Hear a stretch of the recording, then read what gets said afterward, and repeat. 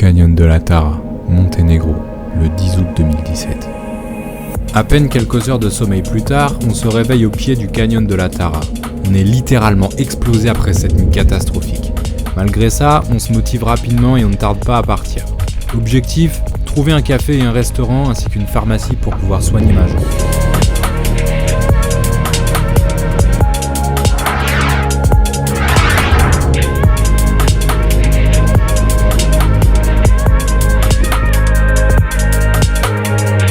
À peine la route du canyon terminée, on bifurque légèrement vers la gauche et à partir de ce moment-là, on va en prendre plein les yeux.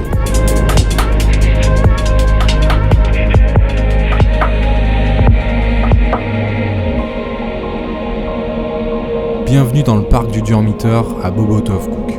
On est à environ 2500 mètres d'altitude ici.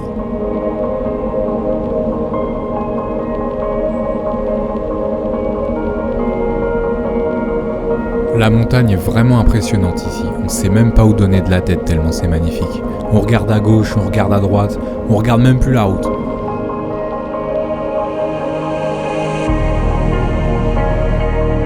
On va devoir se frayer un chemin entre toutes ces vaches. Balou passe le premier histoire de nous dégager la voie.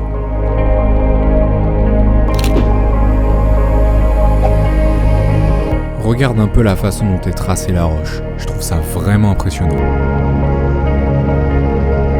Vient ensuite la rencontre avec des chevaux sur le bord de la route.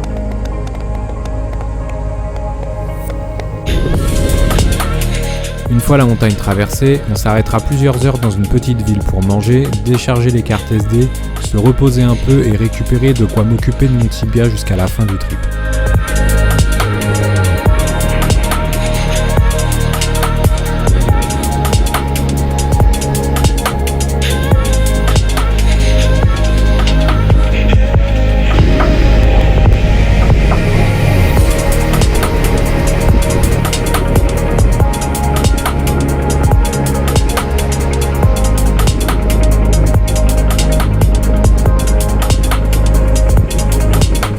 Il faut que je te montre un spot que j'avais repéré quelques semaines auparavant.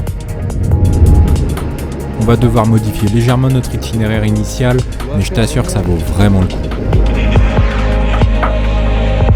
Tiens, mate ça.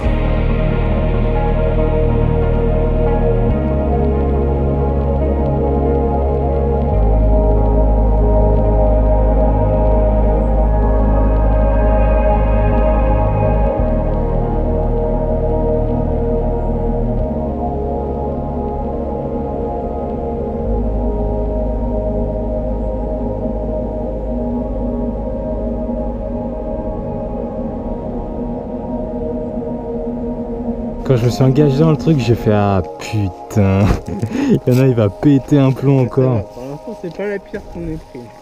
On peut baisser le thermostat ou pas ? Eh, c'est un truc de ouf. Comment il fait chaud. J'ai l'impression que ça fait que grimper en plus. L'épais voile gris que tu vois partout provient de l'ensemble des feux qu'il y a dans les Balkans en ce moment. Toute cette région de l'Europe est un énorme brasier. Il est temps de se diriger vers Kotor. Mais avant, on va passer par le mont Lovsen. Ce mont offre un point de vue absolument incroyable sur toute la baie de Kotor et ses environs. Allez, c'est parti. Et en prime, on va essayer de titiller un peu la poignée de gaz jusqu'à là-haut.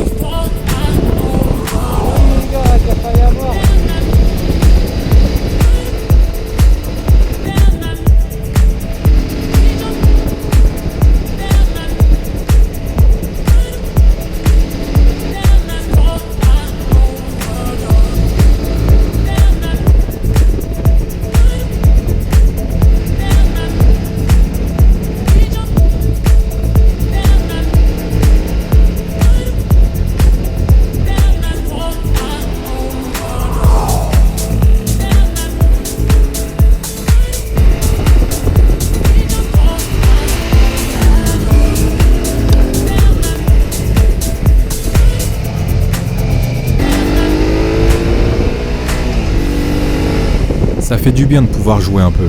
Il faut qu'on reste vigilant parce que la route est extrêmement glissante ici. Tout à l'heure, je te parlais d'un épais voile de fumée présent partout dans le ciel. Et bien ici, il est encore plus présent puisque l'on prend de l'altitude.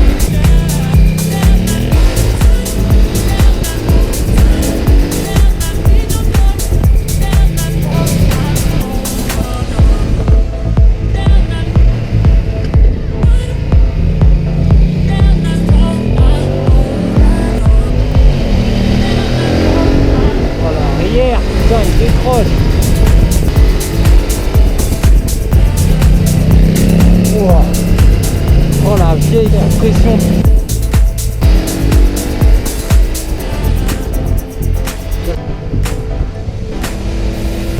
Ah merde, j'ai perdu l'huile. Putain, encore devoir en racheter un là. Elle est cool la route. Comme elle glisse. À un moment donné, j'ai une vieille compression, l'avant qui se lève en plein virage, mais très léger, tu vois. Et genre, je sais pas si ça se voit à la caméra, tu vois qu'elle va tomber en fait, tu vois. Même moi j'ai eu peur, je me suis dit, ouah, ça y est, c'est maintenant que ça va se passer. Ah moi, ouais, les avant et arrière, c'est tout le temps qu'elle décroche. Dans ce truc là, c'est le bitume, je sais pas, il est à moitié glissant. Et encore, je la maintiens pour pas me casser la gueule. Et voilà ce qu'elle me fait tellement il y a de poids à l'arrière.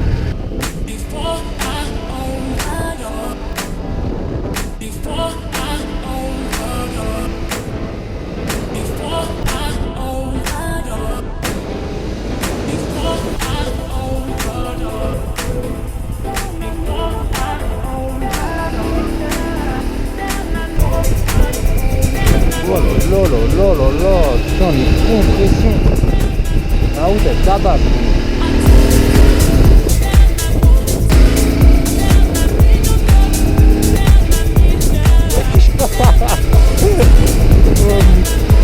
Ça c'est pas lui.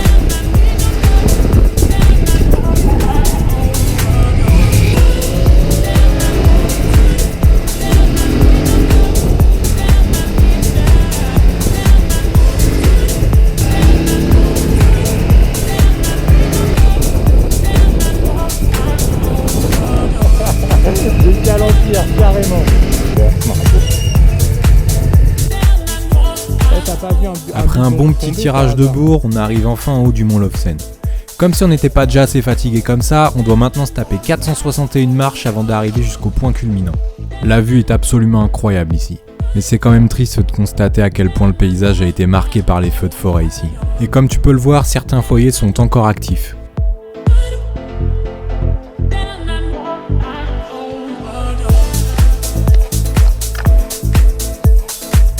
La nuit commence à tomber ici en montagne et il est temps de se diriger vers Kotor. C'est là-bas que l'on va s'arrêter cette nuit pour dormir.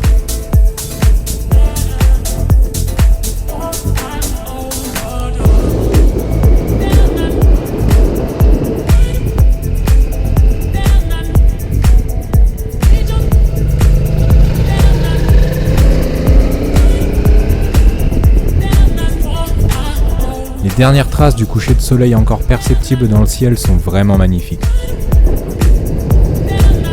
Bam, le lac. Le fameux lac. Sous l'eau.